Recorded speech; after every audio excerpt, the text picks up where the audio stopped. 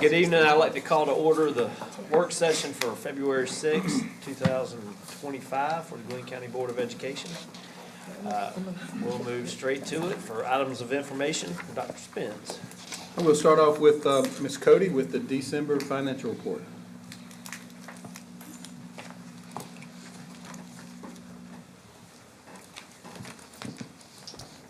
Okay, so we had 3 budget amendments in December. We had a $4,000 increase to record additional CTAE funds for the industry certification grant. There was a $3,700 increase to record the Georgia Outdoor Learning Demonstration Grant. This is a discretionary grant that was awarded to Altama Elementary. And then finally, we had a $200,000 increase to federal sources. And then moving on to the general fund. As of December, we were halfway through the fiscal year. Our revenues were at 71.3% of budget, and our expenditures were at 45.2% of budget. Any questions about the financial? Okay, and then moving on to the investments. In December, interest for December was $616,790.04.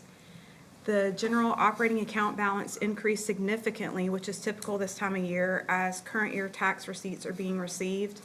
The majority of these funds are being invested at a money market rate of 4.27%. And then our eSPLOS balances continue to maintain steady amounts of interest income.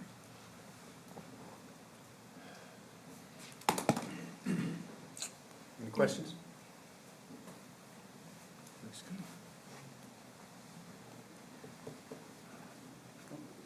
Good. Thank you, Ms. Cody. All right, tonight we have Matt Samuelson and Dwayne Dimsdale here from the Good Group, and we have a contract. Somebody get me on there.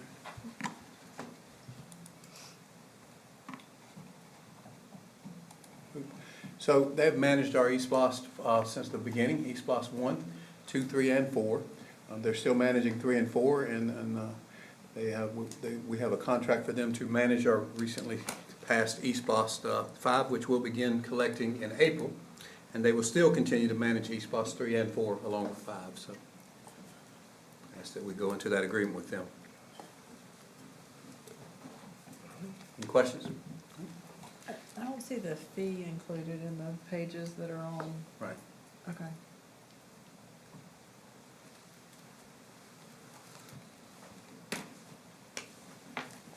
I can get that included. Next, we have Ms. Haywood with our school calendar change. Good evening, everyone. Good evening.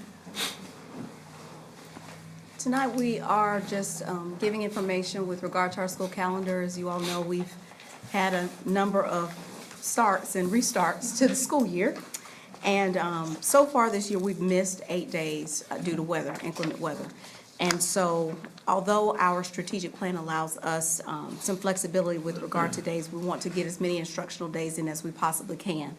And so we are going to change or amend our school calendar by changing February the 17th, which is upcoming, and March 10th. Those were originally student holidays, work days for our teachers. Those will now be instructional days where students will attend. So we will go from missing 8 days. We made up 1 day from one of the days that we changed to a school day back in November. We are now going to only miss 5 days, now that we've changed 3 of those holidays to instructional days. So we'll be at a total of 5 as opposed to 3. So we just wanted to make sure we gave you all that information tonight. And our calendars are built on 178 days instead of 180, which is kind of the standard. So, That is correct. Yes, ma'am. yeah. So Yes, ma'am. 8 days is significant. That is exactly right. Regard. Thank you for that point of information. Yes, ma'am. Dr. Jurgen suggested we go spring break and a couple Saturdays too if we need to. You must be planning for your phone to start ringing. We have plans that week. So no. Any other questions about the school calendar? Forget to play the rounds that week. We'll move on to Dr. Nelson with a strategic plan progress.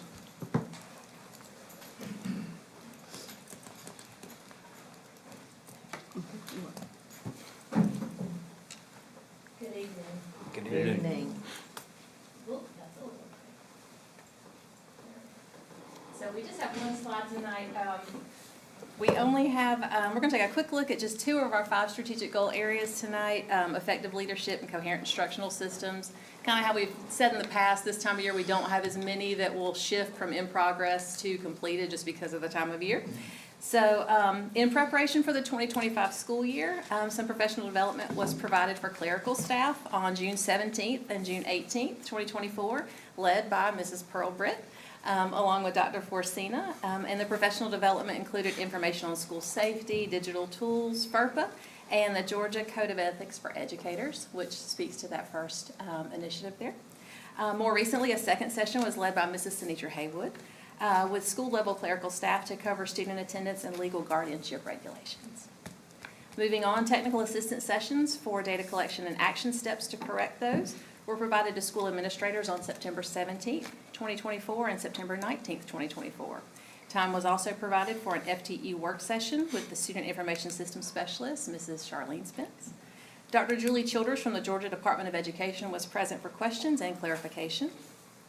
In addition, staff was provided with a handbook and instructions on state reporting components, and during each reporting cycle, our staff is continuously provided with error reports and assistance in eliminating those errors. And finally, as we look at our last initiative, the Elliott, which is the Effective Learning Environment Observation Tool. It's a cognitive accreditation tool. Our reaccreditation is happening right now. That instrument was used at the end of 2023-24 school year and 2 times already this school year to gather district data on instructional practices that are being implemented at all of our schools. And in addition to the Elliott data, school-level progress monitoring visits occur quarterly to provide walkthrough data and feedback to administrative teams. So those are just some of the ways that we've met these 4 initiatives, which are part of performance goals, which are part of our overall goals in our strategic plan. Okay, that's my update for this evening. Anybody have any questions? Thank you. Thank you. All right, we'll move on to Mr. Blackerby with our facilities update.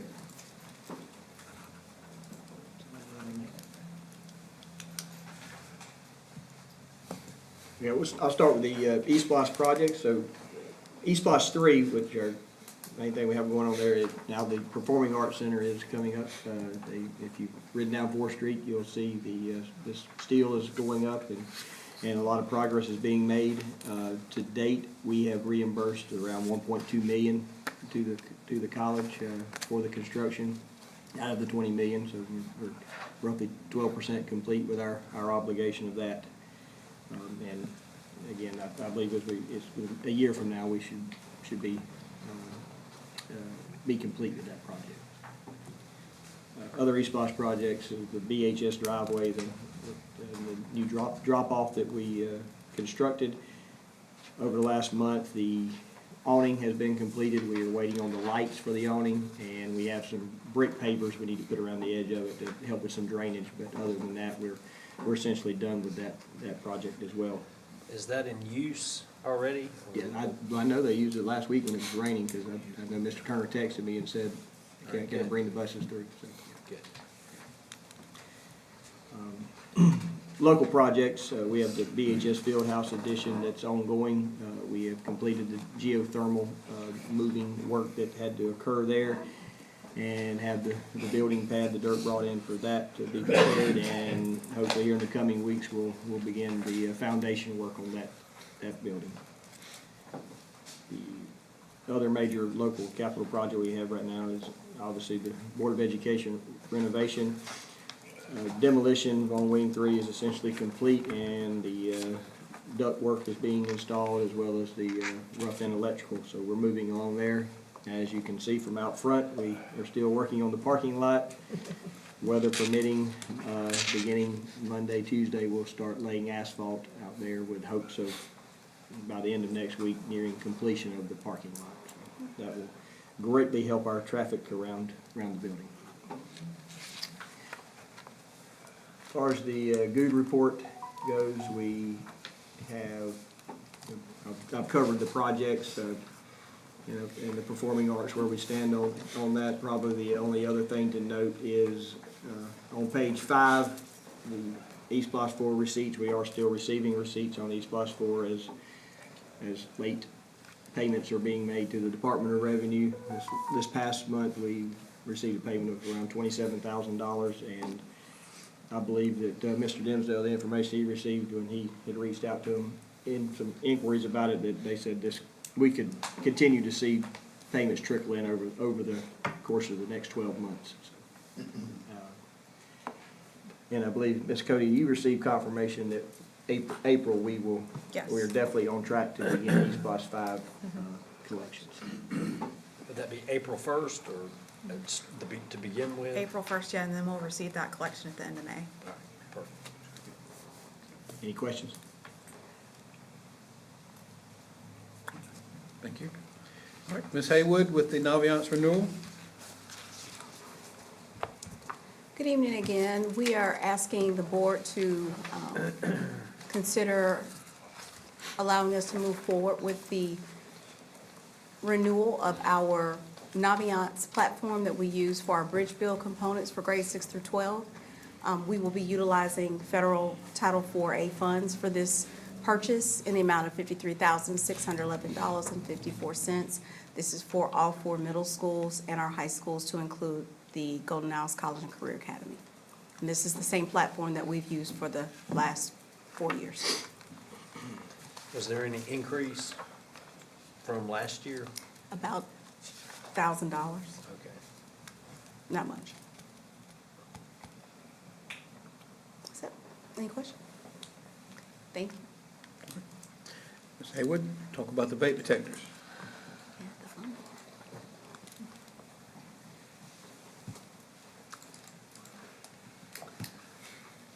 So in an effort to continue in our tiered approach to providing safety in our schools, the board allowed us to move forward with the installation of vape detectors this past year. And so in October of 2024, we began the installation at our 2 high schools, at Brunswick High and at Glynn Academy, in all of restrooms and in the locker rooms. And we also expanded that installation at the Golden Isles College and Career Academy in December.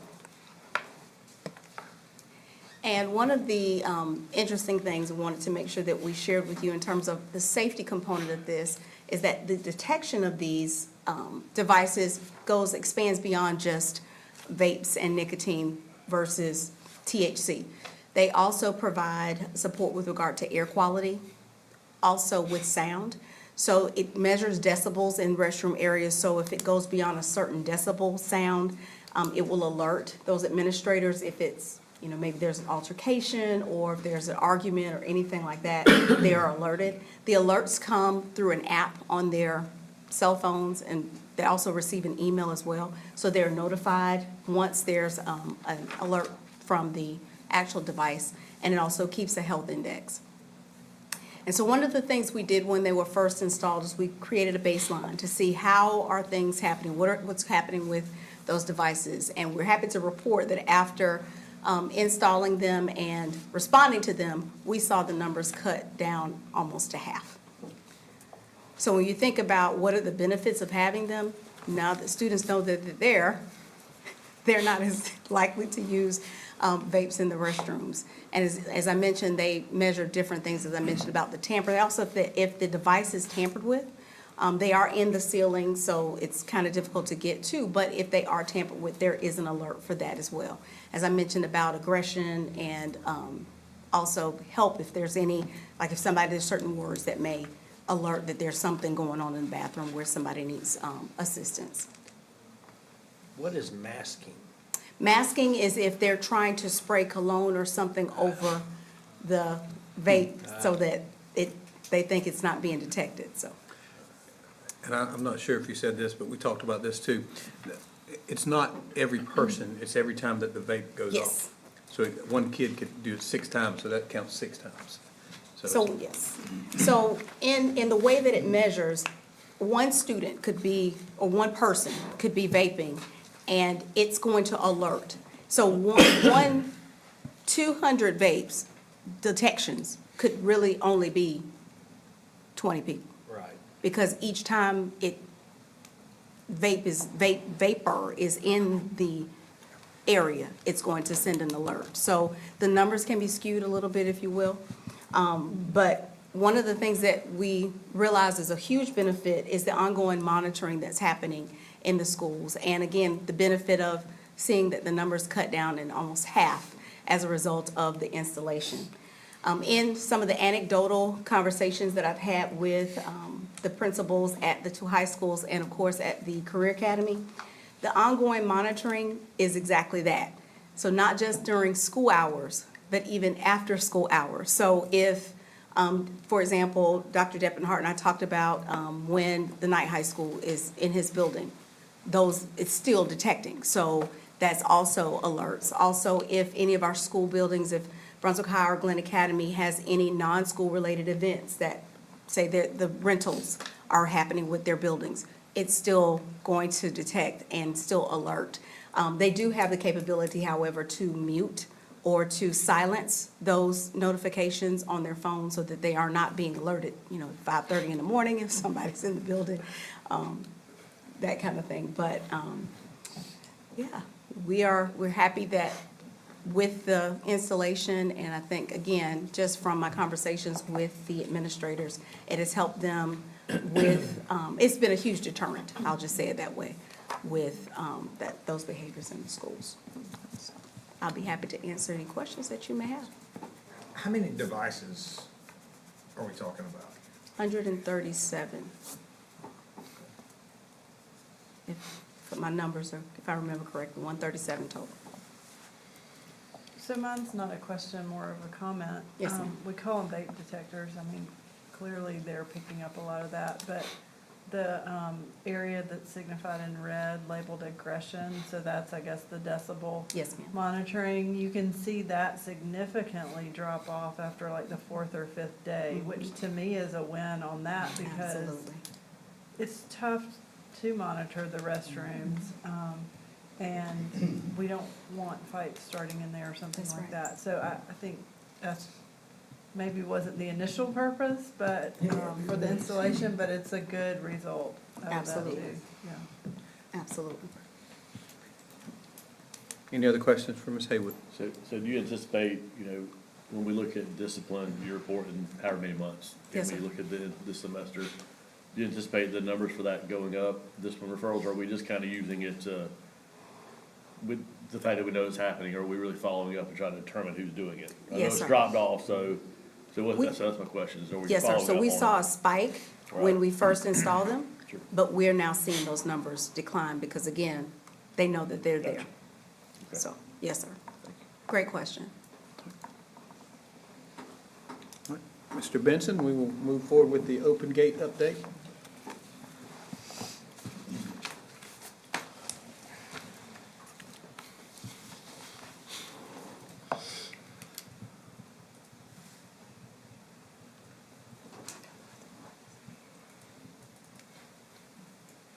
So good evening, everyone.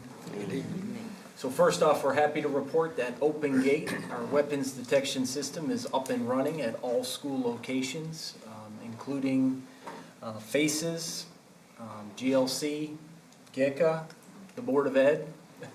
So we have brought the towers to life, so to speak, in all buildings. We did hold training in mid-January at Brunswick High for all of our school administrators, and then officially kicked off, I believe, at the end of January, January 27th, I think, was our first day where we actually had students going through and we began the monitoring process. It's kind of convenient tonight that I follow Ms. Haywood because I would say to you that Open Gate is another layer to improving our overall school security and safety. We know that we have the relationships with students, and when kids are willing to talk to us about what they're seeing and what kids are saying, that's important. We've put applications like Stop It in place so they can report anonymously. We have SROs and campus monitors. We have classroom cameras. And now we've added another layer with Open Gate to try to make sure our schools and students and staff remain safe. So, screening.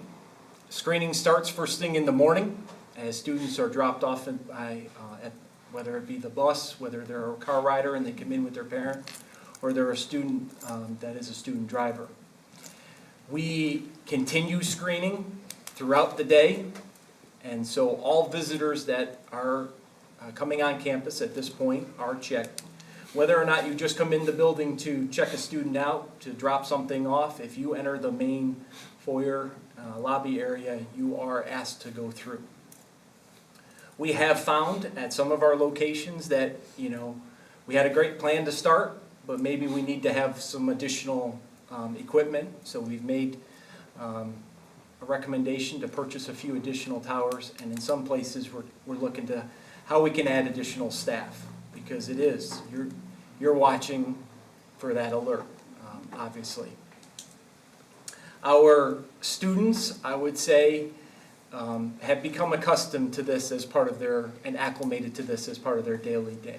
So they've kind of learned, as they go through that screening process, what are the appropriate school items that they are bringing to school that do alert using Open Gate.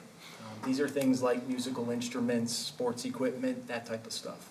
Even some classroom supplies, okay?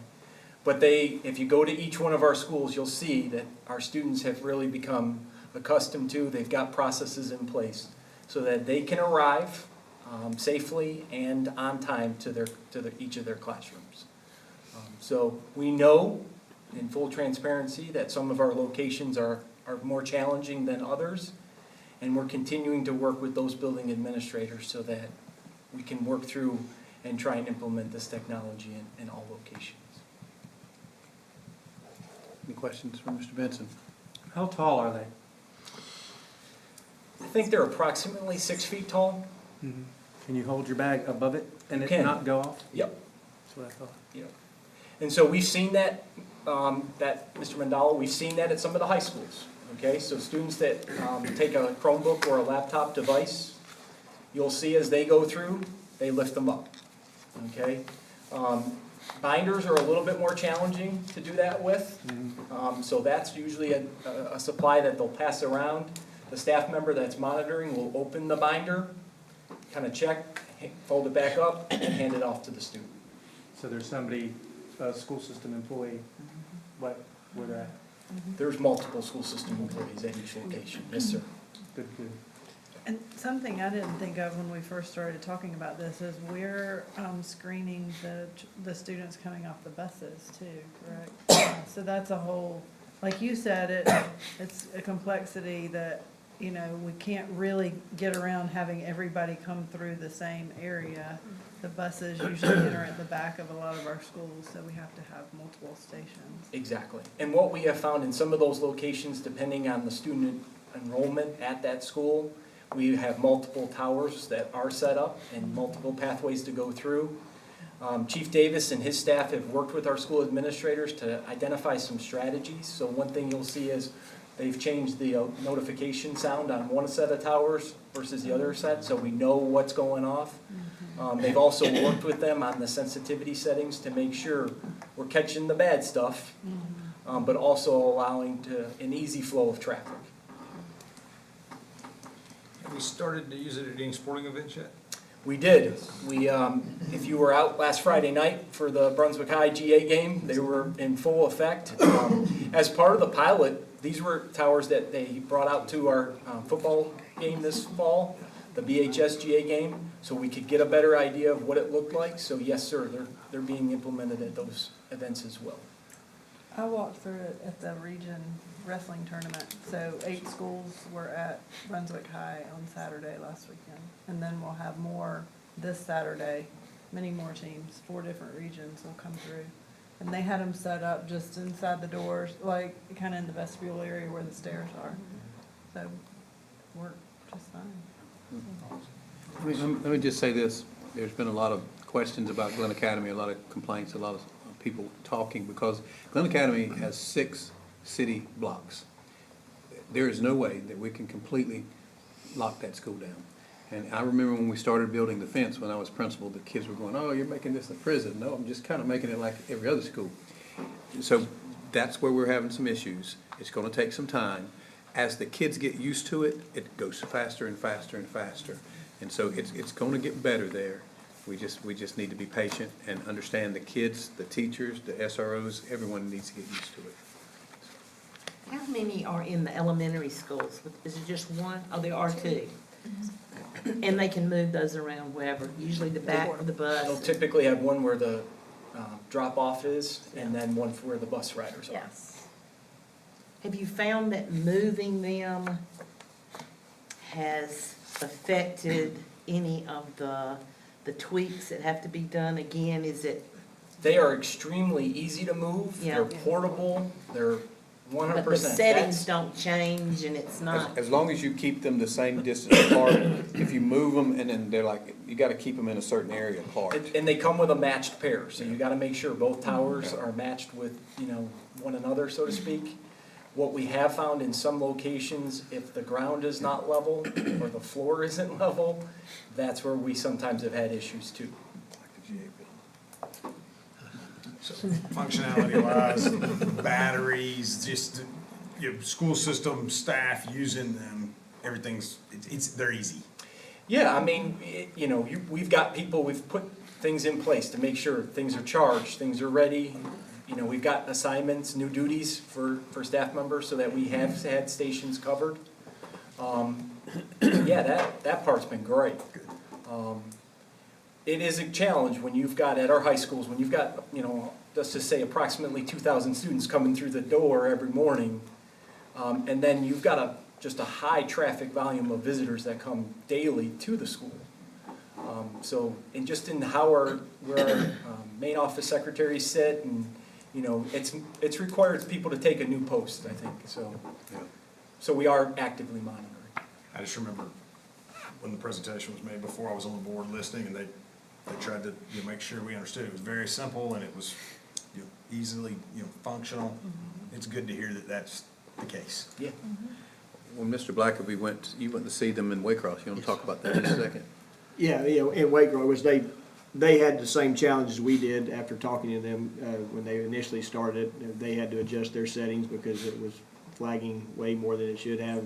When Mr. Haywood and I went over there to visit during their high school as they were arriving that morning, and and what Mr. Benson said, you could tell the students had learned the routine. Everybody knew what to hold up, what to pass around, what, who, if they needed to stop, so it was pretty seamless there. But again, they said that it took several weeks to get everyone trained, not just the students, but the staff as to how to manage it. But the units themselves, as far as I know, they work fine. It's kind of the human element that's the problem at this point. Do we have have we developed a memo, it doesn't need to be a policy, but any sort of directive to schools about, so grandparents' day, for instance, you'll still have to use them in the middle of the day, grandparents' lunch, but then you get into, basketball games and stuff are still school-sponsored. Then you have a PTA meeting at 5:30 or 6 o'clock, it's after hours. Is it technically a school event? I don't know, it's all of our teachers and our kids and parents and stuff too, the principals there. So are you requiring somebody from PTA to sit there and monitor it? Because I think we need to, we need to have a list of like, here's where you must do this, and here's where maybe, I suggest we do it all the time, but I mean, I just know how PTA meetings go, not picking on PTA, but they're just more loose, right? And you can go in the school. So I don't think, at this point, we haven't, I'm looking at it, Ms. Miller, we haven't developed anything formal. It may be And too that's soon, kinda I don't what want too the far into other- the weeds, it No, might be like- something to think Like at the about. middle school basketball games are going on right now, they are using them. Right. But. And that's school sponsored, in my Yeah. opinion, I mean, that, But again. I don't, I don't. The expectation is from the time students arrive through the end of the day dismissal, they are in place, they're up and running for students. Athletics, absolutely. We probably do need to, as you mentioned, think about the other things that are going After-school on. activities. I know, like, when we're holding tribunals here, we're now, as people come to the Board of Ed, Right. for those types of meetings, they are asked to go through the open gate detectors. And if you're having a middle school football game at Needwood, there's one entrance essentially. You're gonna put all those people through that one entrance for that game, I don't know. Things can happen in those games, I don't know. You just got a lot to think about, I think. Any other questions? Thank you. Ms. Benson, you want to cover the CTA program update?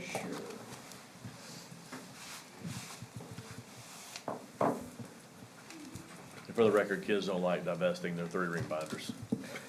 It don't over their heads. So tonight, I just wanted to try to come before you and talk a little bit more specifically about CTAE and some of the impact it's had and what's going on within Glynn County Schools and the impact it's had on CCRPI. I know Ms. Miller and I presented that CCRPI data and results, I think back at our December meeting. And we look at, as part of that, the student achievement and growth that occurs often. The content mastery category usually gets highlighted. But there's more to CCRPI than just that. And so CTAE has played a really positive impact and role in the results, the overall district results. So tonight's presentation is just to try to give you some updates and ideas as to why maybe those things are improving. So when we look at the CCRPI results, this is specifically our secondary, our high school readiness category. You see that there are 5 indicators listed that make up that overall score.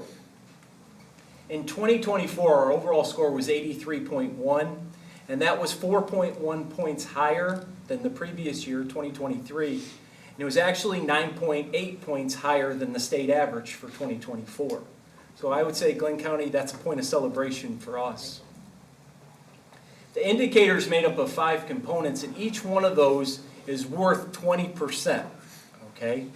And so when the calculations occur, and I'm going to go into just a little bit about some different things that are happening that make up accelerated enrollment, that make up pathway completion, and the college and career readiness, you need to know that the accelerated enrollment, okay, that's an unbenchmarked result. Okay, and what there is there's a threshold for that specific indicator there that the state gives us, and if we meet that threshold, we get 100%. Okay, for the other 4 categories there, it's a percentage of 12th grade students, and it's an unduplicated count. Okay, so as we kind of go through this, I'll try to explain how that works, but I think that's important information for you to know. We wouldn't have gains involving CTAE if we didn't have increases in student enrollment. Okay, and I thought this really stood out from fall 2023 to fall 2024. You see that's almost a 22% increase in the number of students that are just simply attending GICA. When we think about those students, one thing that stood out to Dr. Deppenhart was the fact that, non-traditional students, our homeschool students, have also doubled as part of that. So we just wanted to share some of that data with you. Because we have more students, it's led to increases in several different areas, okay? And so when we think about dual enrollment, the idea that students are taking high school courses that also have college credit with them, you can see that bottom total, this has been steadily growing for a few years now. You see the increase from 2021 to 2022, that number doubled, but again, it almost doubled again when we went from 244 to 415. So there's really been increases exponentially across the board in this area.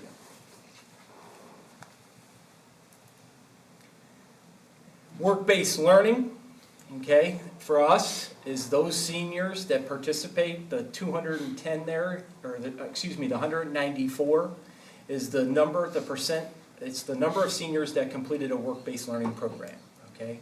And that is equal to approximately 19% of our senior class. So when we think about the impact CTAE has had for our high school graduates, these are students that are out there gaining that work-based experience while they're still in high school. So again, that's been positive for us. I know we've talked, and there's a lot of alphabet soup here, okay? So EOPA, end of pathway assessment, okay? And the end of pathway assessment is really the industry-validated credential that students can earn while still in high school. And there's some increases that you see here. First off, just follow the dominoes. More students enrolled, right, means there's going to be more students taking the test, which has led for us more students passing the test, right? Not only has we seen the number of students that are taking it and passing these EOPA assessments go up, but also our pass rate has improved by 10%. So if we think about that content mastery idea, this is that for our CTAE teachers, okay? This is that end of pathway test that measures whether or not students have learned the necessary skills in order to go out into the workforce and be able to perform those skills. I did provide, I think Ms. Britt's given you, each of you, a handout this evening, and I would encourage you to just kind of try to take a look at that at your convenience, okay? The handout gives you some ideas about the individual courses that we are administering end of pathway assessments in, and kind of where each of those classes stands in terms of overall average as compared to the state average.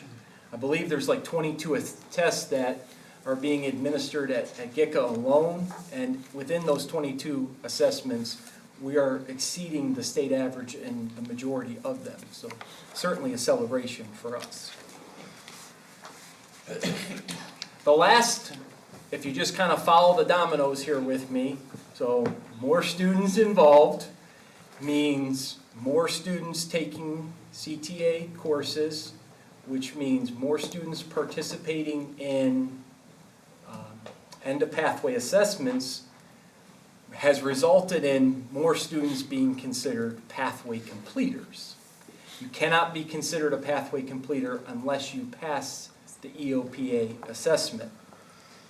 And Dr. Deppenhart just kind of shared, we talked prior to the presentation here tonight, and we just tried to brainstorm some ideas as to what's going on here when we look at specifically pathway completers.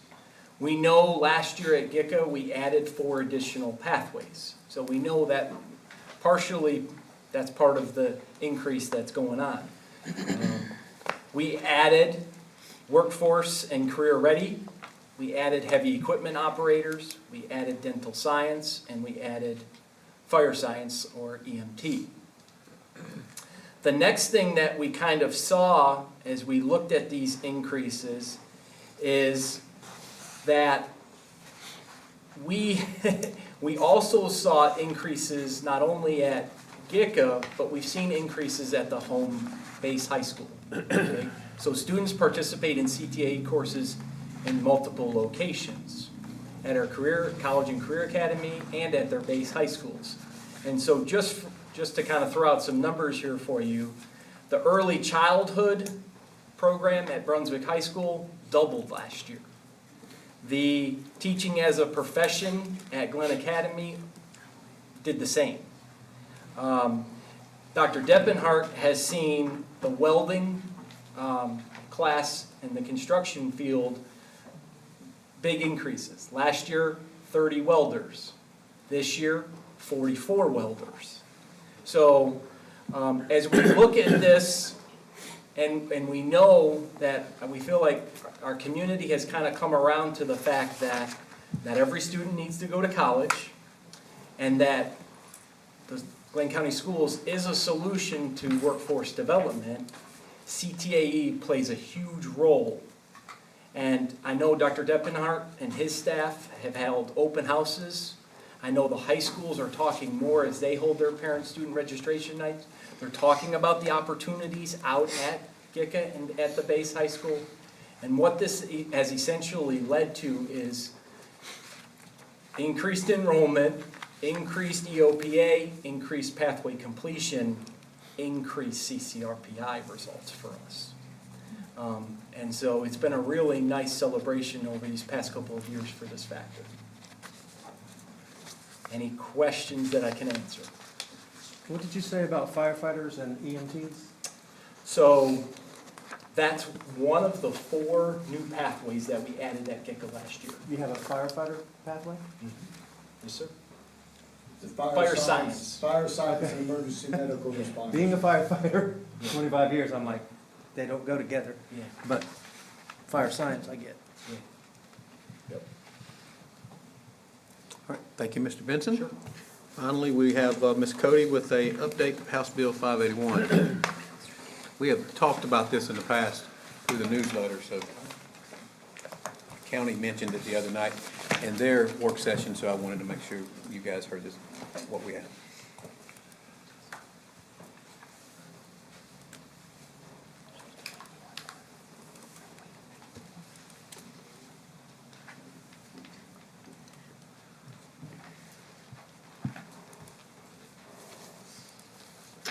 Okay, so Georgia House Bill 581, which took effect January 1st, 2025, introduces a statewide homestead exemption that caps the annual increase in property tax values for tax purposes. This exemption impacts property taxes for cities, counties, and school districts. House Bill 581 establishes a floating homestead exemption designed to limit how much a homeowner's property tax bill increases when home values rise faster than inflation. The exemption automatically adjusts as home values increase, helping homeowners manage tax increases. The base tax year is set at 2024. Okay. And resets when the home is sold, significantly altered, or improved.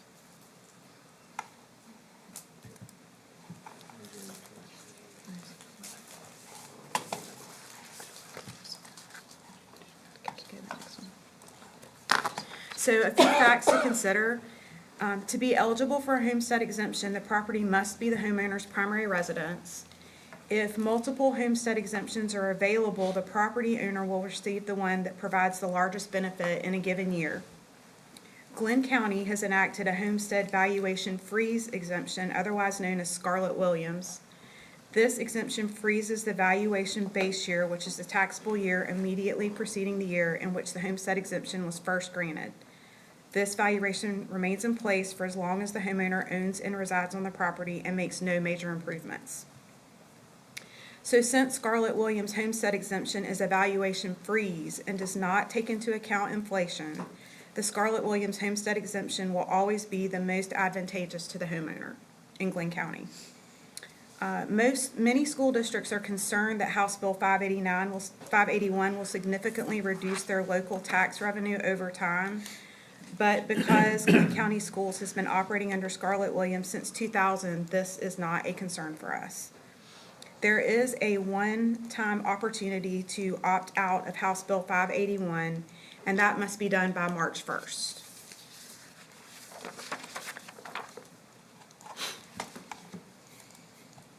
So I just wanted to give a little bit of additional information. House Bill 81 does give counties and cities the opportunity to add an additional 1% sales tax to help offset the decrease in tax revenue as a result of a homestead exemption. The millage rate in the current year must be reduced to offset the additional revenue received in the prior year, but school districts are not eligible for this floss. So the recommendation would be to do nothing, therefore theoretically, we would be opting into House Bill 581. Any questions? Anyone need me to clarify that? I do, Yeah. just to clarify, the city, the county, and the school district all make their own independent choices. Correct. Okay. Yeah, and our homestead exemption is better than what the state is proposing. But since we only have one opportunity to opt out, we wanted to let you guys know that. But our recommendation is that we do nothing, that we just let it, because it's not gonna be better than what we already have. So we're in essence opting in? Yeah, I mean, the people have used the word opting in. There is no such thing. You either opt out or you do nothing. But theoretically, like Avery said, you're opting in. And you don't take a vote if we do nothing.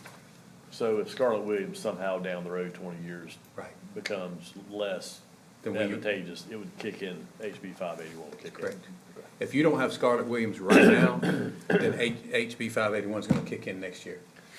If you don't do any, if you do nothing with Scarlett Williams and you never do your homestead, that's gonna be your homestead. So, Do you have to file for this if you're a homeowner? Like, you have to go down and apply for no, Charlotte Williams, not you have to that, at least. not that one. That one's automatic. Then how do they know it's the primary residence and not? Now, you have to, second you have to, home or- okay, so you have to say, this is my primary residence. And you can have a home in Alaska and a home here. You, one of them, only one of them can be your primary residence. How do they know? I don't know. I'm not a tax guy. But I'm sure people cheat on that. Any other questions about House Bill 581? Okay. That is all I have, Mr. Dr. Chair. All right. Well, thank you, Dr. Spence. I'll entertain a motion to go into executive session for land, legal, personnel, tribunal, and safety. So moved. Second. Motion by Ms. Gibbons, second by Mr. Halsey. Any discussion? All in favor? And it's unanimous at 5:46.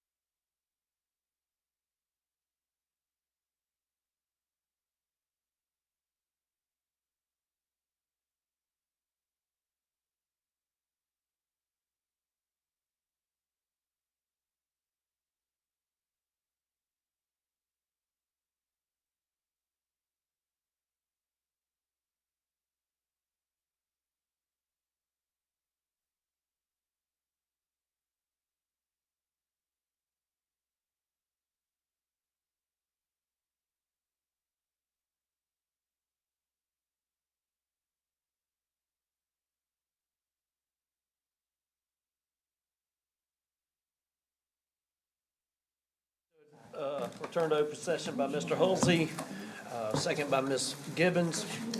Any discussion? All in favor to return to open session? And it's unanimous. We were adjourned. Motion to adjourn by Mr. Hulsey, Second. second by Mr. Dodgen. Any discussion? All in favor? And it's unanimous.